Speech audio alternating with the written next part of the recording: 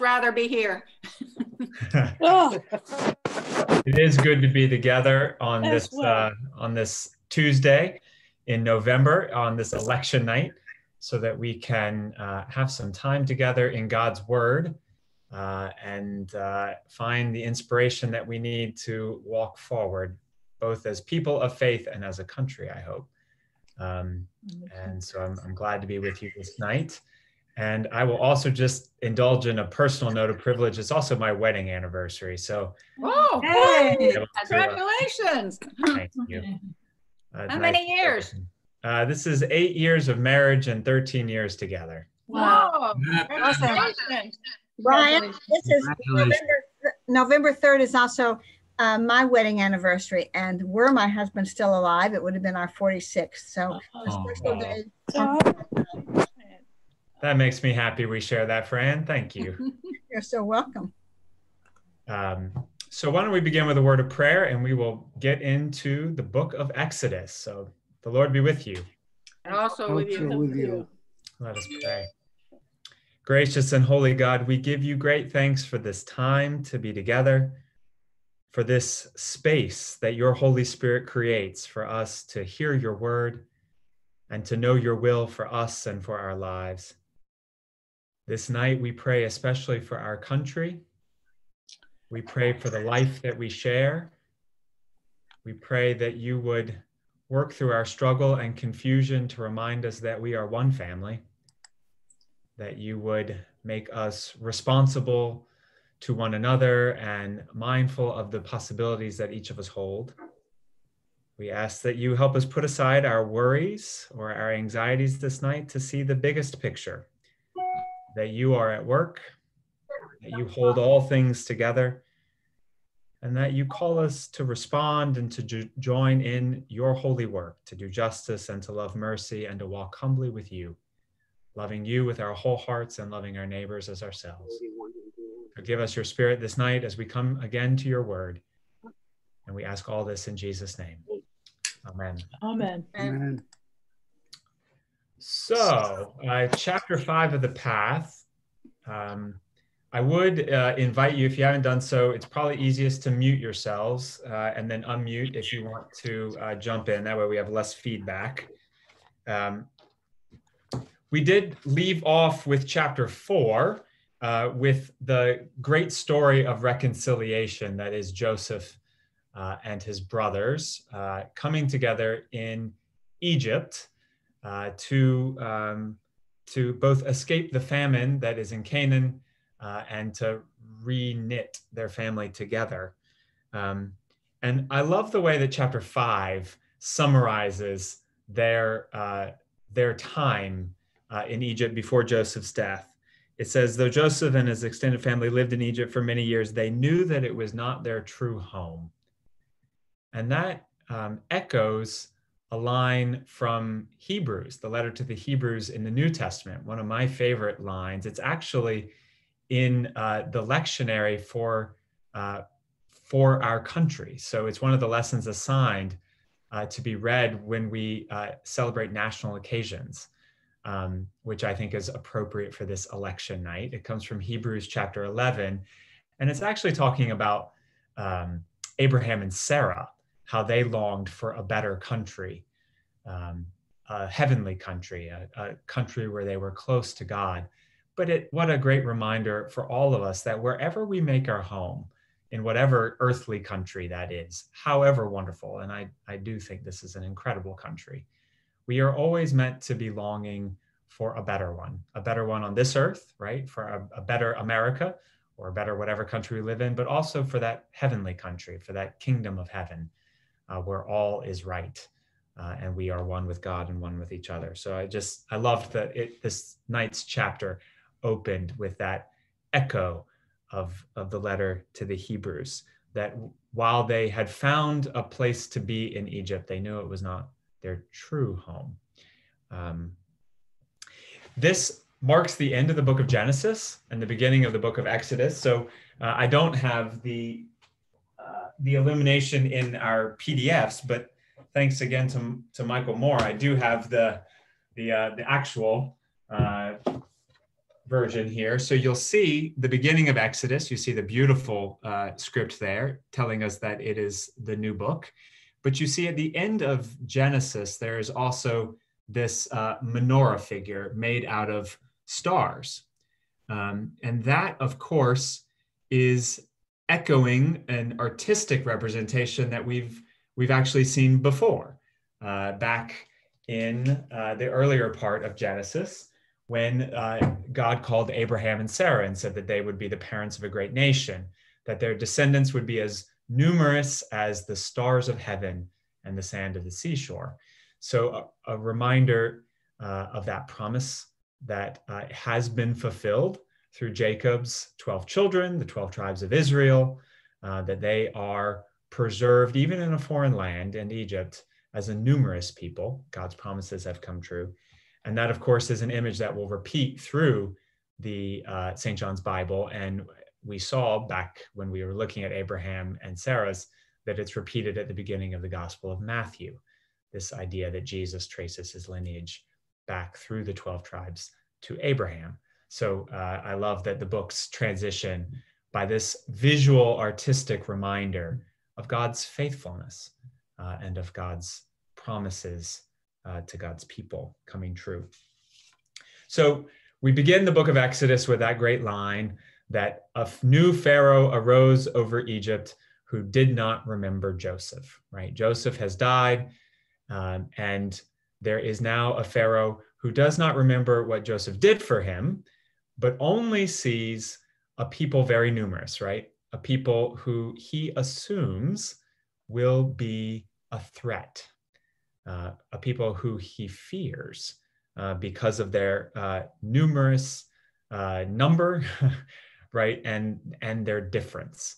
And this is a theme that we've seen all the way back in Genesis, all the way back to the Tower of Babel, right? This fear of difference.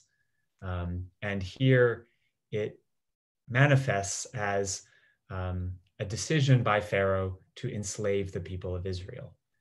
And that, I think, should be a warning to us in our own day about how we think of difference in our own world, and how we might not repeat the mistakes of our ancestors and think only in tribal identities.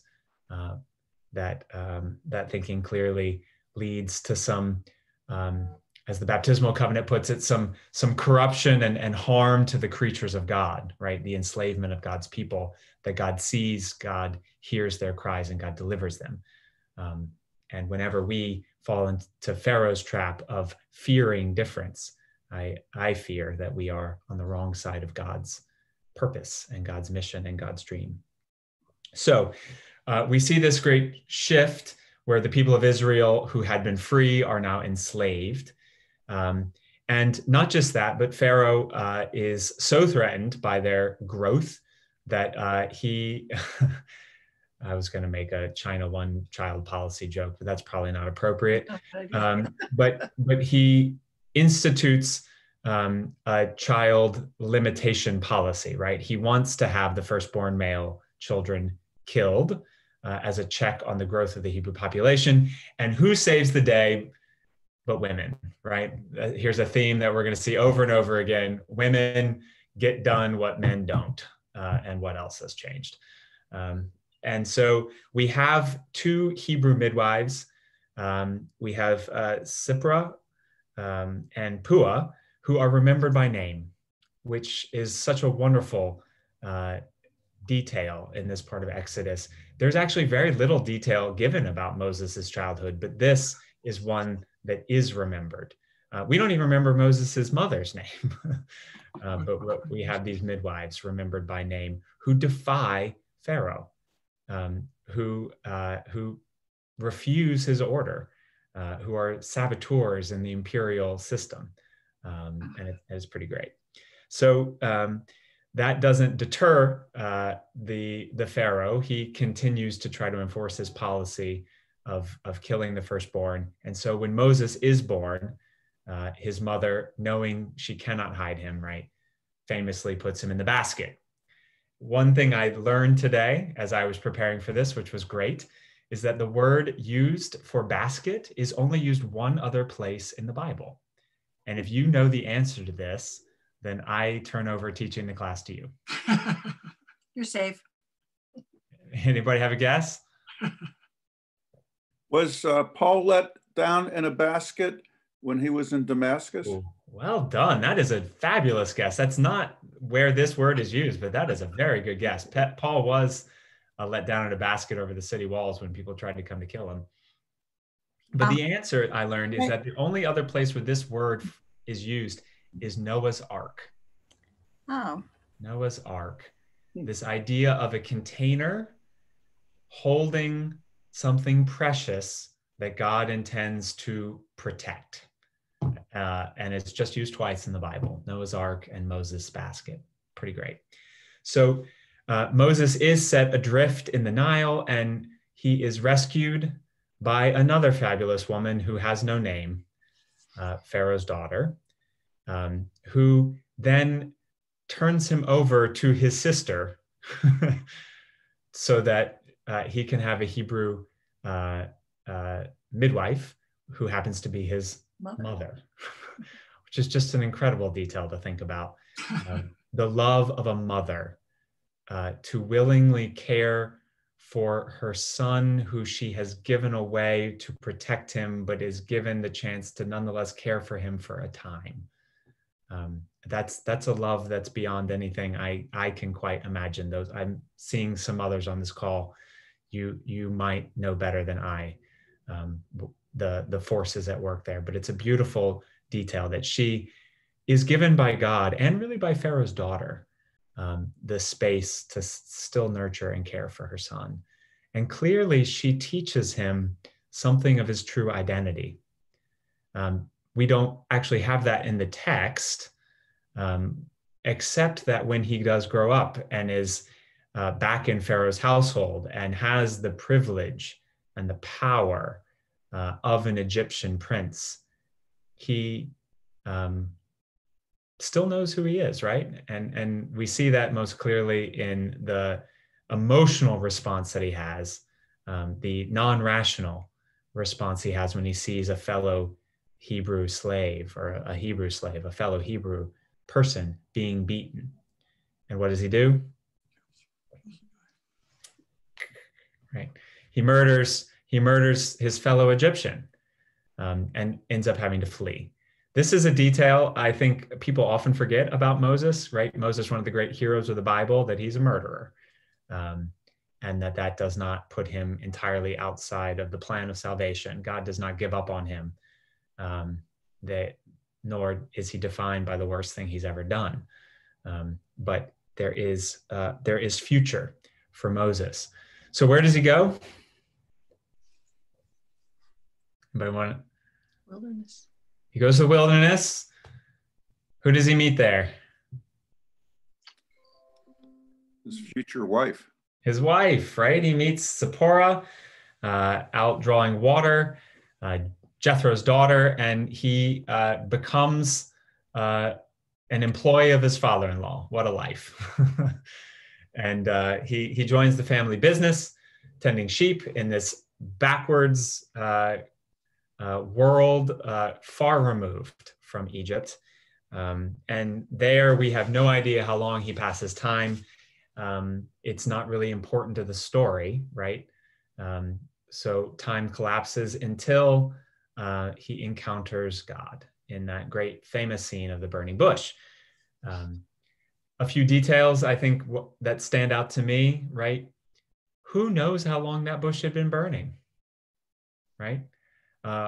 All we know is that Moses saw it this time and had the foresight and the spiritual insight to turn aside, right? To go off of the path of what he had been doing, to pay attention, to create space for something new, to see what God would have for him. So that's the first thing. He turns aside.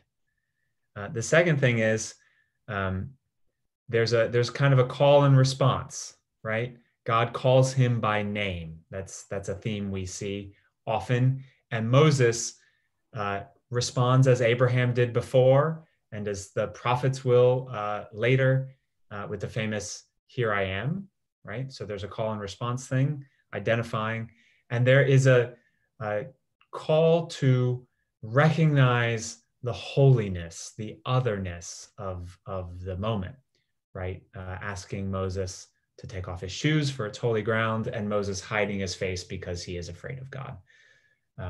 So some markers of the specialness of this. And then the identification of God, right? How does God start?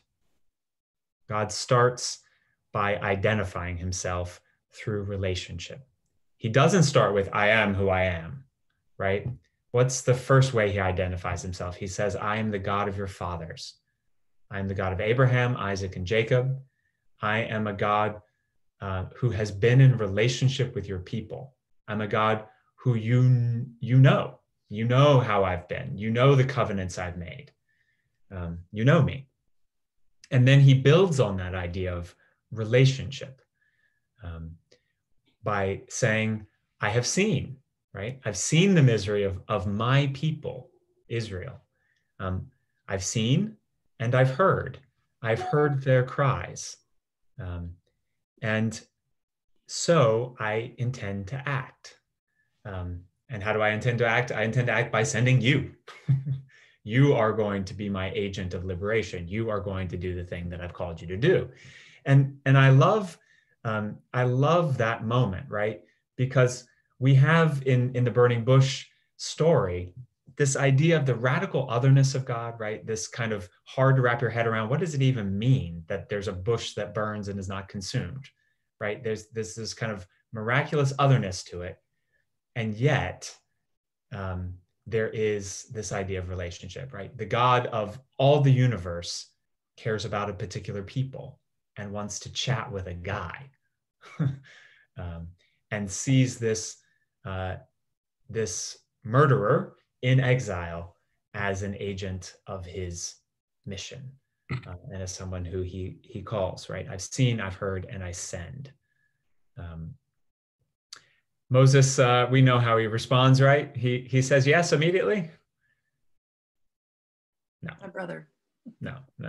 There's so much deflection. You know, sometimes when you think about this story, you think of it as this kind of a simple back and forth, like sort of one, like, oh shucks me, I can't go. You must think of somebody better or stronger or smarter, right? In my head, at least, I think of it as a one, just sort of a one-off, like, oh, I can't do it. And then God says, no, really you. But as I reread it this week, I was struck at just how many times Moses refuses to listen to God. And God keeps equipping. I think of there's an old kind of Southern Baptist or Pentecostal line. God doesn't call the equipped, he equips the called. And I thought of that as I was reading this story. God doesn't call the equipped. Moses doesn't have what he needs. He equips the called. He says, firstly, I'll be with you. Probably firstly and most importantly, I will be with you. Say this, right? When you go, say these words.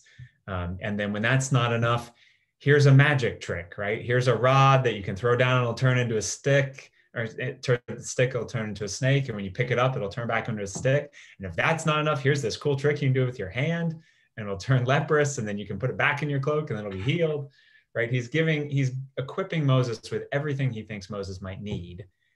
And still, after those four things, I'll be with you, say this, stick, leprosy trick, Moses still says, I can't go. I'm a bad talker, right? I don't know what to say. I don't know how to, I'm not a very good public speaker. And that's where God says, fine, use your brother, Aaron, and I'll let him be the talker. And what I love about that is God is meeting Moses where he is, and not giving up on him, giving him what he needs. And maybe what he needs most of all is to know that he's not alone, right? God begins the call with, I will be with you. And he finishes it with, you'll have a team, you'll have a posse. And I think of Jesus sending out the disciples 2 by 2, and how important it is to feel like when we do God's work that we don't do it alone. Of course, we do it with God, and we do it with each other. How terrifying to feel like we would be alone in something as important as the work God is calling Moses to. So, and I also love the detail, right? God gets mad at Moses, right? And he gives him what he needs, right? It's not an either or. It says that God's anger is kindled. God is losing his patience, and still he gives Moses what he needs.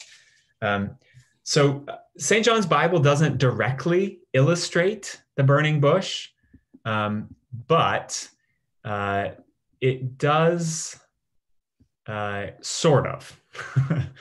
So I'm going to share my screen rather, and show you a bit of what I mean. So the St. John's Bible doesn't just have one story. It takes the entire Moses story into one illumination. Much later in the book of Exodus, around the time that God gives the 10 Commandments. Now, if you know where this story is going, you'll know that comes after Moses leads the people out of slavery through the Red Sea, and through quite a bit of wandering in the wilderness, back to that mountain where God first called him, sometimes called Sinai, sometimes called Horeb. But this illumination in the St. John's Bible ties those stories together on that one mountain. And it's really the story of the whole liberation of Israel and its establishment as a nation. So if you see in the top left, you have the burning bush, right? Sort of evoked with those sparks flying up into the sky. It also kind of evokes, for me at least, the tongues of fire that descend at Pentecost. And then you have the parting of the Red Sea in the next panel. And you have the pillars that are set up by the 12 tribes when they come to Sinai. And over all that, you have in gold God's words. Here I am the God of your father. I am the Lord your God, right? This promise that God makes first to Moses at the burning bush, and then again in the giving of the commandments, and really so many times in between. So the whole illumination of God's liberating activity is framed by this promise of who God is, right? I am your God. I am the God who has called you. I am the God who created you. I am the God who will set you free.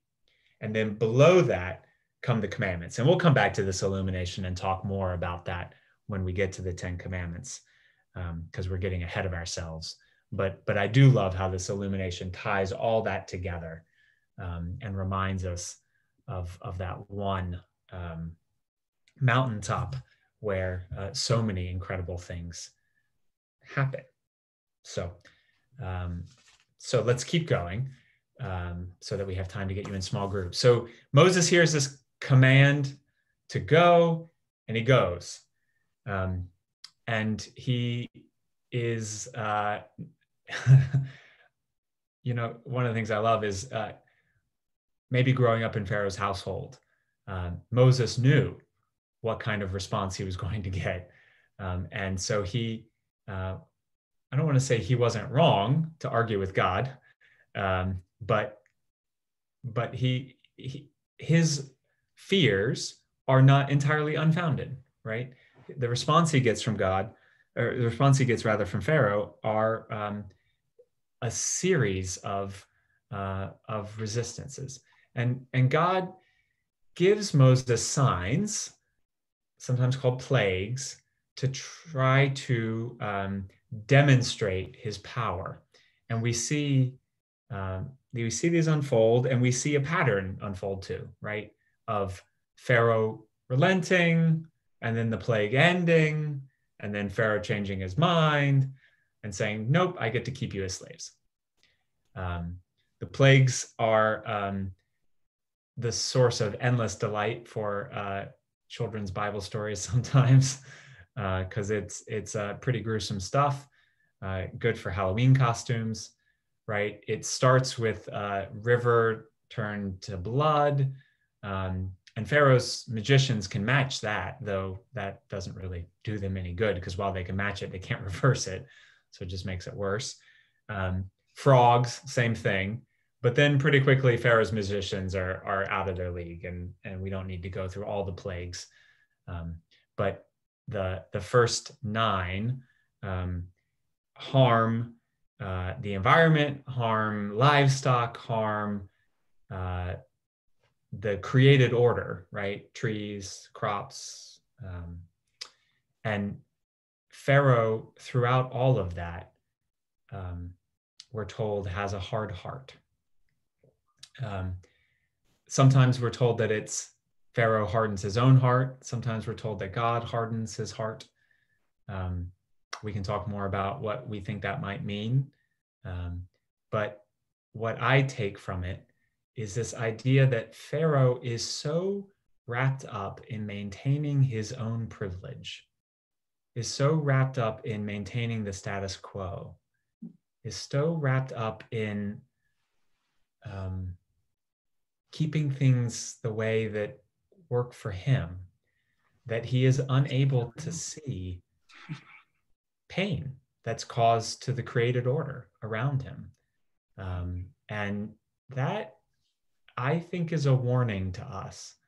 I think sometimes when we read the scriptures, we're always tempted to read them as if we're always the good guys. That is not entirely unfaithful, right? We are taught by Jesus to read them as the story of our ancestors, right? That we are the Israelites in this in this story. So it's not. I'm not saying that's a bad way to read, but I think we also the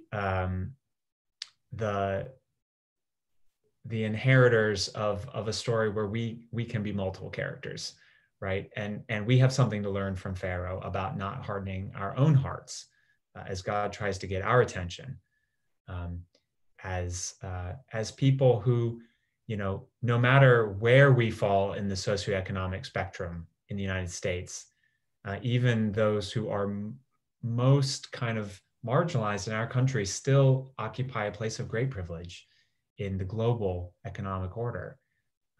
And many of us, because of our race or because of our other kind of standing in American society or in global society, have been given great power.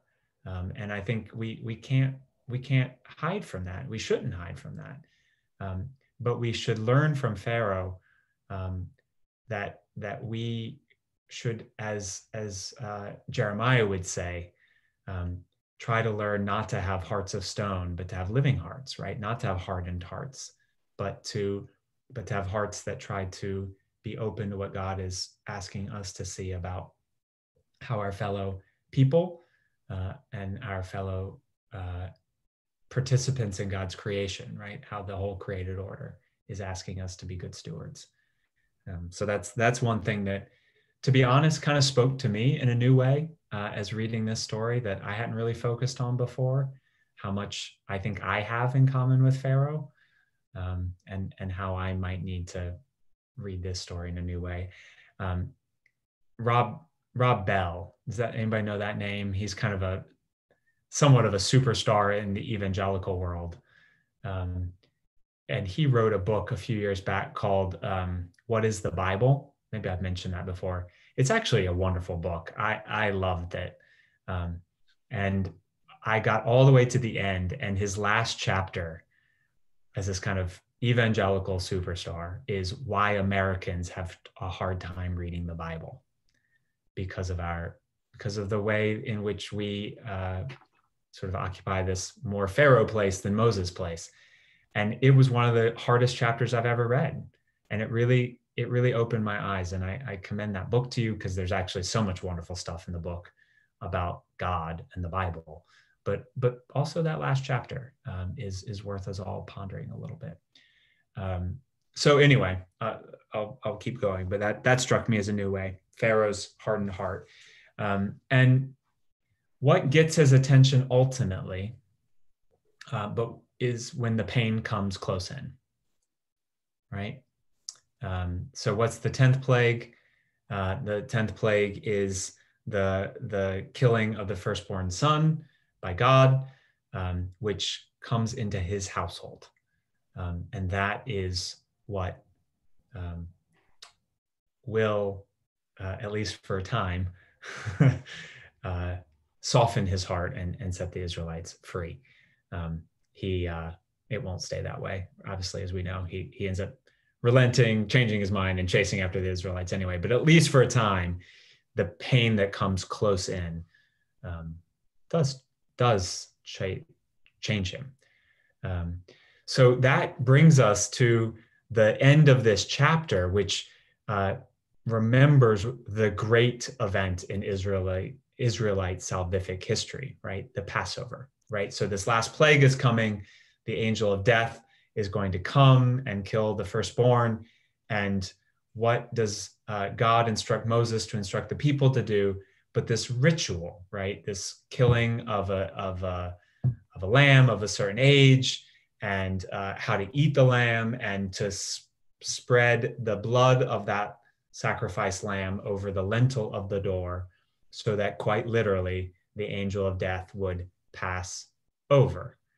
And what's interesting about this section of Genesis is that it's both a story of what happened, right, that first Passover, but it's also this later telling of explaining the ritual that is observed in future years to remember and to observe the Passover.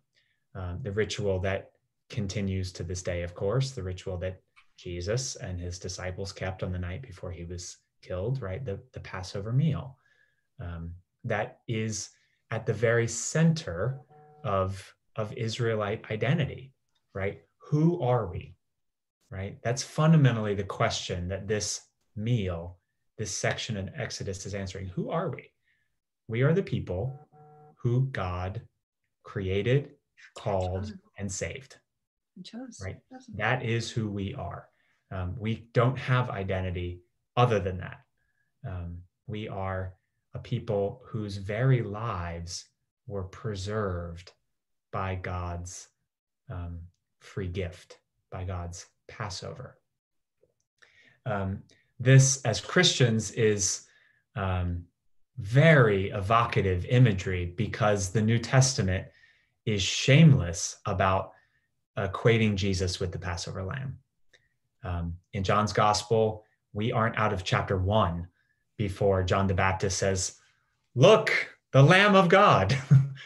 And by the end of all the gospels, we have Jesus eating the Passover meal. Do I have time to explain this? I think I do. Okay, so in the synoptic gospels, Matthew, Mark, and Luke, the Passover meal is the Last Supper, and Jesus, in breaking the bread, is equating himself with this, and particularly the wine, the blood, is making this connection. But in John's gospel, John actually shifts the chronology so that the meal is sort of different. It's not actually a Passover meal. He shifts the chronology by a day so that Jesus actually on the cross is dying and bleeding at the same time that all the lambs would be killed for the meal. So John shifts the chronology to make it even clearer that Jesus is the Lamb of God, whose blood spread over us keeps death at bay. And St. Paul picks up that theme and famously says, "Christ, our Passover, is sacrificed for us. Therefore, let us keep the feast." Words that as Episcopalians should be quite familiar to you. We very often say them or sing them as we break the body of Christ as we break the consecrated host, and remember in a kind of collapsing of time, the way in which that Christ's offering on the cross is made present to us in the Eucharist, in a sense, washing us again with his blood and keeping everything that could separate us from God, sin and death, at bay, and quite literally saving us, right? The God who created us saves us. The God who made us sets us free, once for all on the cross. And we experience that each time we celebrate the Eucharist. And that language of Christ our Passover is meant to remind us of that, not in a way of superseding Judaism, I think, but of saying Jesus is the one who was present through that entire tradition, that the God who creates, recreates, the God who set free then is setting free now, the God who protected us from death then is protecting us from death here. So a deep bringing together of these stories, I think, not a supersessionist replacement of the one with the other, but rather that this is very much how God acts, that God acts with integrity and is the same yesterday, today, and tomorrow, as St. Paul would say. And we evoke that every week in the Nicene Creed when we say he rose on the third day in accordance with the scriptures. It's a way of saying that the death and resurrection of Jesus wasn't some sort of like, ooh, God's doing a new thing. It's God is ultimately and powerfully forever doing what he's always been doing. and there's continuity there. So anyway, that's a theological extension from where this chapter takes us. But what I find so powerful in this story, though I want to get us into small groups so we can have a little more time tonight to talk about what's powerful for you. But what I find myself really thinking about is how God, through this section of the story, is so intimately involved, hearing and seeing the suffering of his people, calling someone, perhaps an unlikely someone, to take action, equips that person to do it, is faithful through resistance, and continues to act and to display God's power, to try to get those who have power and might be oppressing God's people to let them go, but ultimately is not contained or deterred by the resistance of the powerful, but is very clearly in control and very clearly going to act whether the powerful get on board or not, through the ministry of his servant Moses. And I think that's a powerful thing for us to think about, both when we feel like we're the powerful and when we feel like we're the powerless. When we're the powerful, how are we getting out of God's way?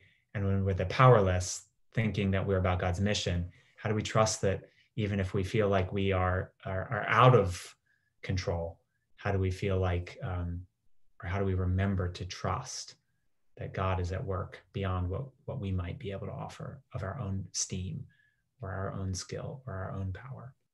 So that's sort of where I am tonight, but I'd love to hear in your groups what's resonating for you and where these stories, these incredible stories, are touching your life. There's so many. I think each of the five or six discussion questions in this chapter are just, you could talk about for an hour. So I'm going to stop talking and let you all get to it, because I can't wait to hear what you have to say. So I think we're going to be ready. So remember, accept the box to join your breakout room, and we'll come back in 10 minutes.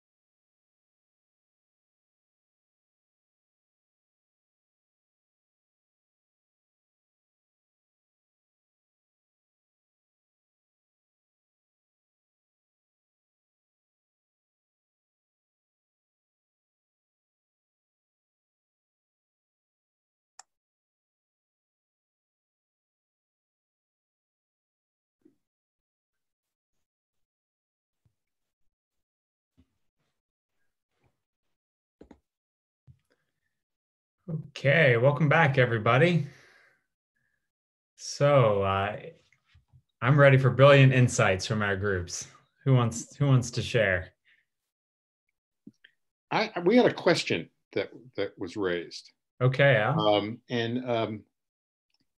That a lot of what we're hearing, and I think Rabbi Jeff considered them to be folk tales, but folk tales that were inspired by God, as opposed to the gospel, which is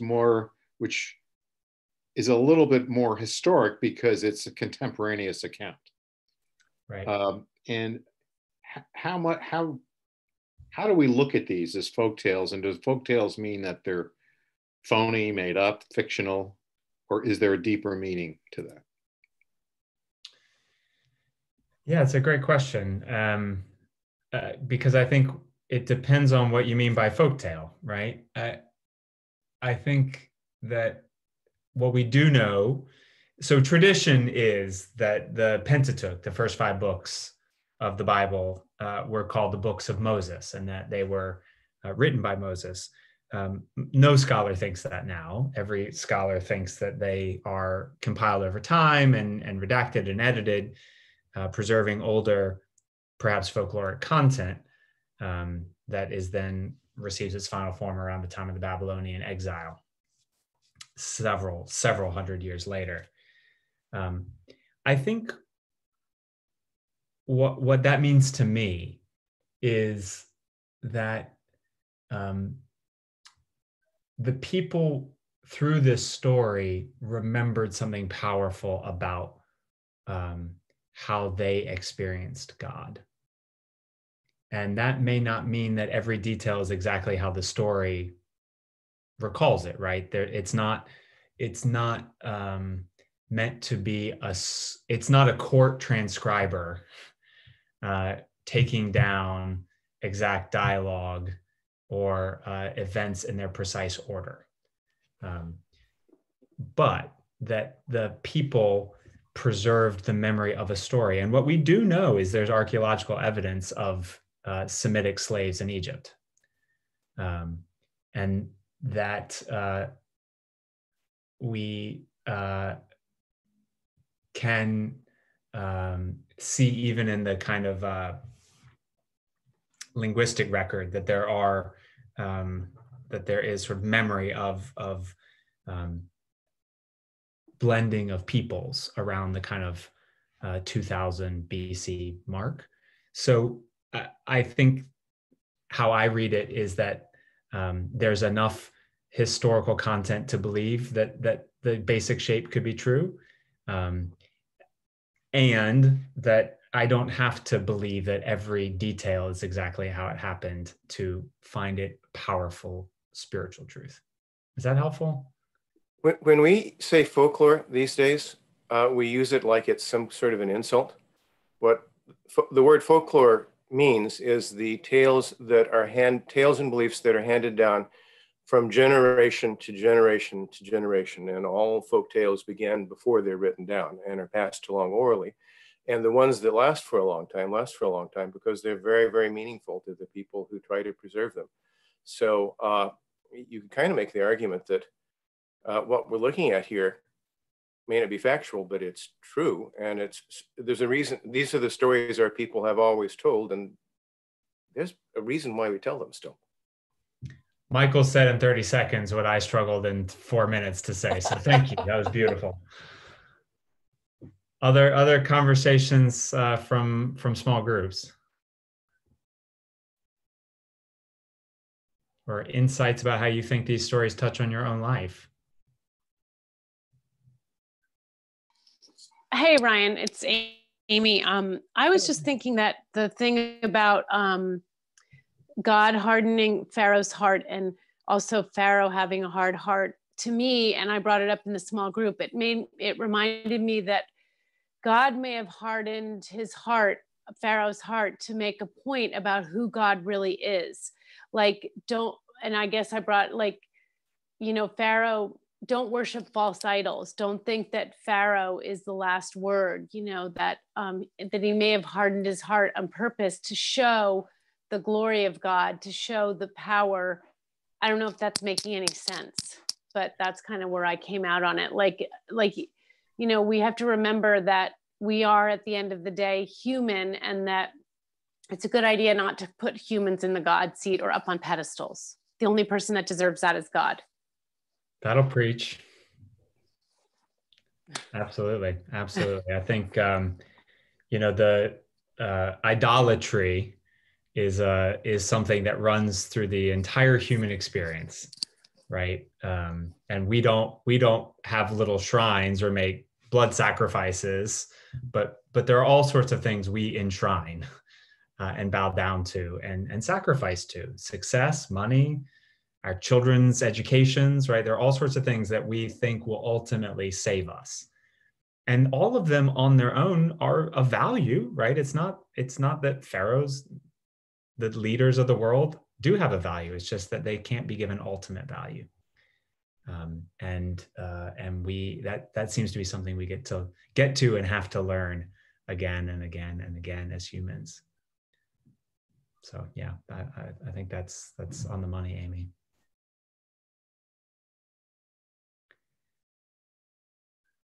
Any other insights from groups that people want to share? I was sort of struck by how bold Moses was to argue with God. I mean, that takes a lot of guts. And he was so persistent in it. I find that very impressive. Yeah. And, you know, reminded me of Noah a little bit, but, you know, yeah, I mean, no, I'm not. I don't want to. I'm not, you know, he's speaking back to the Lord, for God's sake. Yeah. Thanks for saying that. Thanks for saying that, Judy, because I think we often think of like a holy or righteous person as being just sort of perfectly meek and mild and immediately acquiescing to God's will. But the scriptures are full of much more human examples of an interactive relationship. You know, the psalmist yells at God and screams at God and rages against God. And that was the book of prayers, right, for the Israelites. This was the model of how to pray. And I've always used the Psalms to kind of talk about whatever's on your heart, that's what you take to God, right? A real relationship has to be honest. You can't sort of be furious with God and then sort of just say your nice prayers, right? If you're mad at God, tell him. He can take it. And I think Moses is a great example of that the only real relationship is when we're real with each other. Mm-hmm. And Moses is real with God, and God gets real with Moses. Mm-hmm. Yeah, well said. And it takes him, right? It's a story of transformation, right? Moses is changed through that honesty. Mm-hmm. God doesn't call the equipped; He equips the called, and sometimes that's a wrestling match, as we learned last week. Cool. Well, this has been great. I hope on this election night, we'll close with a word of prayer. But I hope we hear in these stories a word of hope that God doesn't give up on anything, but that God is at work in all things, trying to bring God's people into a better country. And that God lifts up people, maybe unexpected people, and helps them do God's will. And I think God is lifting us up in our own small ways to be people who do justice and who love mercy and who walk humbly with God and with one another, right? Who seek in all things to love our neighbors as ourselves. And we don't know what these next, I pray God that whatever the election result is it's clear and we can move on. But it may not be. And we may be going into some period of you don't need me to tell you this, you know this better than I do, but some period of unrest. And I hope that through that we can listen and be forces like Joseph was, of reconciliation, and ultimately like Moses was of sort of faith and clarity that God is with us and that we can do the work God calls us to. So I want to close with one of my favorite prayers from the prayer book. which is for the human family. This is on page 815 in that additional prayer section. So let us pray. O God, you made us in your own image and redeemed us through Jesus, your Son. Look with compassion on the whole human family. Take away the arrogance and hatred which infect our hearts. Break down the walls that separate us. Unite us in bonds of love. And work through our struggle and confusion to accomplish your purposes on earth, that in your good time, all nations and races may serve you in harmony around your heavenly throne, through Jesus Christ our Lord. Amen. Amen. Amen. Night, everybody. Great to be with you. See you Happy next week, anniversary. chapter 6. Night, everybody.